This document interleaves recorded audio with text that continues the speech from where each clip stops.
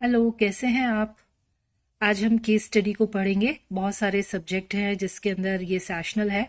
यदि आप case study को समझ लेंगे तो आपको आसानी होगी अपना सेशनल बनाने में। केस स्टडी से तात्पर्य है किसी वस्तु स्थिति का भली भांति बारीकी से जांच पड़ताल करना और जानना। दूसरे शब्दों में मनुष्य का संपूर्ण ज्ञान उसकी जिज्ञासु प्रवृत्ति का परिणाम है और केस स्टडी किसी ज्ञान और अनुभव को पाने का साधन है। केस स्टडी एक व्यक्ति, समूह या घटना का गहन अध्ययन है। केस स्टडी में एक व्यक्ति का बहुत ही गहन सूक्ष्म अध्ययन करके उसके व्यवहार के बारे में पता लगाया जाता है। एजुकेशन, बिजनेस, कानून, मेडिकल इत्यादि क्षेत्रों में केस स्टडी की जाती है।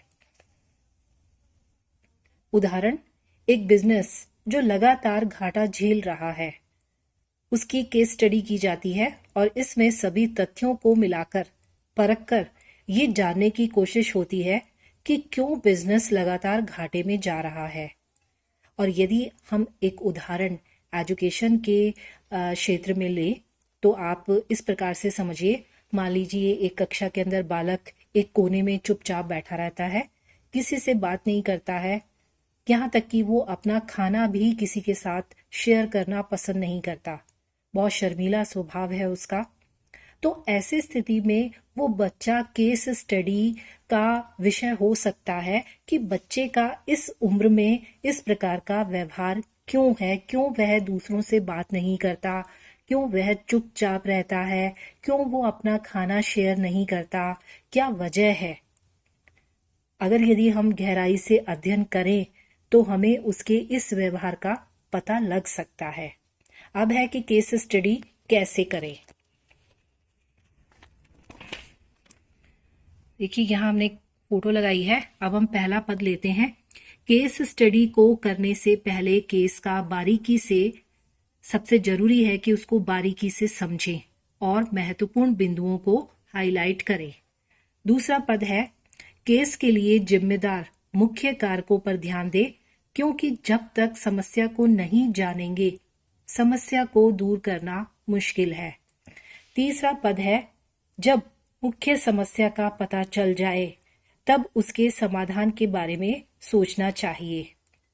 इसके लिए विचार विमर्श करें और अनुभवों की मदद लें। ये हमारा तीसरा पद है।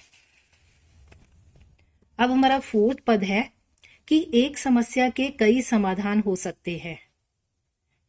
कई बार ऐसा होता है कि हमारे सामने एक प्रॉब्लम है, अब उसके बहुत सारे सॉल्यूशन हैं और जबकि हमें सिर्फ एक सॉल्यूशन लेना है, एक ऐसा सॉल्यूशन जो हमारी प्रॉब्लम को दूर कर दे।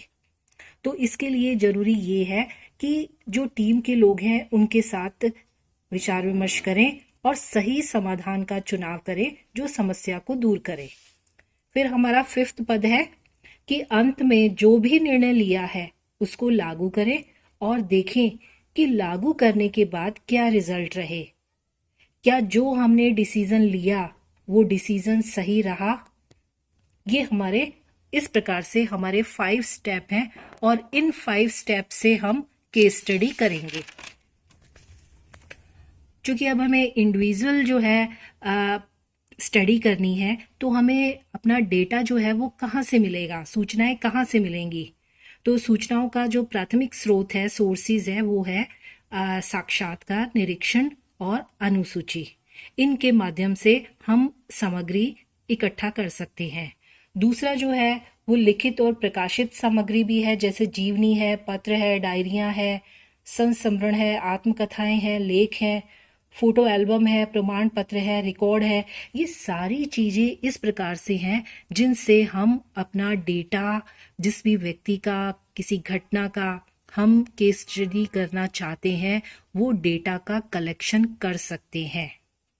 फिर अब हम एक ऐसे बच्चे की केस स्टडी कर रहे हैं जिसको कि सीखने में परेशानी है, उसको सीखने में दिक्कत आ रही है। सबसे पहले हमने छात्र का विवरण लिखा कि बच्चे का नाम है मनोज कुमार, जिसकी जन्म तिथि है 20/12/2010, पुरुष है। माता का नाम कमला देवी और पिता का नाम ग्यारसी लाल है। इसके पश्चात कक्षा जो है वो 5 में अध्ययनरत है। माता की आय, माता गृहिणी है, पिता की आय 25,000, माता की शैक्षिक योग्यता है बीए पास और पिता की शैक्षिक योग्यता है एमए बीएड। एक भाई है और एक बहन है और वो अपने भाई बहनों में सबसे बड़ा है। समस्या अध्ययन का उद्देश्य ये है कि छात्र शैक्षिक और सह शैक्षिक गतिविधियों में हिस्सा नहीं लेता, पढ़ाई से दूर भागता है और गणित से तो उसको बहुत डर लगता है। नियमितता, देखिए गणित से सभी को डर लगता है, लेकिन हमें इतना डर नहीं लगता, लेकिन वो बच्चा तो गणित को देखते ही भागता है। तो क्या रीजन है? नियमितता, बच्चा स्कूल नहीं जाता है, नियमितता का अभाव है, समय पर विद्यालय नहीं पहुंचता और गृह कार्य भी टाइम पर नहीं करता। फिर उसका मनोभाव कैसा है? कुंठित है, हमेशा सोचता रहता है, चिंतित नजर आता है, बोलता नहीं है, ऐसा लगता है कि स्वभाव से वो शर्मीला है। फिर है सुनना, बोलना, पढ़ना, लिखना, कि बच्चा ध्यान से बात को सुनता तो है लेकिन बोलने से कतराता है और उसकी लिखावट अच्छी है। देखिए यहाँ पर हमने एक केस स्टडी का फोटो लगा दिया है, एक अन्य फोटो लगाया है। अब यहाँ पर है बच्चे की समस्याओं के संभावित कारक। भाई क्या हमने पता लगाया है कि ये कारण हो सकते हैं। हो सकता है कि परिवार का वातावरण अच्छा नहीं है, कलह का वातावरण है, घर में आर्थिक स्थिति ठीक नहीं है, मित्रों के साथ बुरा व्यवहार है और मार्गदर्शन और परामर्श का अभाव है। इस प्रकार से हमने 5 कारण जाने जो कि उसके व्यवहार के हो सकते हैं।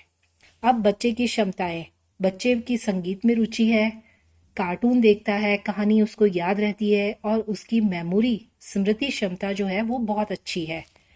केस स्टडी में हमने किन लोगों को शामिल किया? माता पिता को, कक्षा शिक्षक को, विद्यालय की प्रधानाचार्य को और खेल शिक्षक को।